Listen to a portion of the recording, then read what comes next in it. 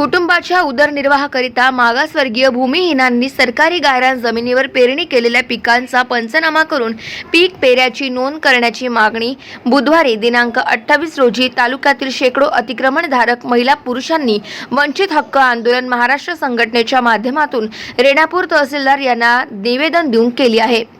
रेणापूर तालुक्यातील मौजे, पानगाव, गरसुळी, तत्तापूर, डिगोळ, पोहरेगाव, मोठेगाव, बावची, आरजखेडा आदी गावातील अनुसूचित जातीतील मागासवर्गीय भूमिहीन अतिक्रमणधारकांनी सन 1980 पासून सरकारी गायरान जमिनीवर वन जमिनीवर अतिक्रमण करून त्या जमिनी लागवडीखाली आणून त्या जमिनीत उपजीविकेकरिता लागणारे ज्वारी, तूर, मूग, उडीद, कारळ, पिवळा, बाजरी, तीळ आदी पिकांची लागवड करून आपल्या कुटुंबाचा चारितीर्थ चालवला आहे।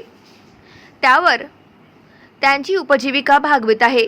दरवर्षाप्रमाणे याही वर्षी त्यांनी त्यांच्या ताब्यात असलेल्या सरकारी गायरान जमिनीत वन जमिनीवर दरवर्षीप्रमाणे आजही पिकांची लागवड केली आहे।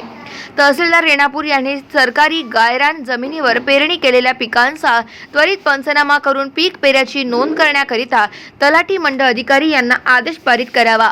या मागणीकरिता तालुक्यातील शेकडो अतिक्रमण गायरान धारकांनी वंचित हक्क आंदोलन महाराष्ट्र संघटनेच्या माध्यमातून तहसीलदारांना लेखी निवेदन दिले आहे। तहसीलदार यांना दिलेल्या निवेदनावर नागनाथ चव्हाण, विष्णू आचार्य, दिगंबर चव्हाण, अंकुश चिकटे, किशोर कसबे आदींसह तालुक्यातील 300 महिला पुरुष गायरान धारकांच्या स्वाक्षऱ्या आहे। गाव माझा न्यूज करिता विष्णू आचार्य, रेणापूर, लातूर।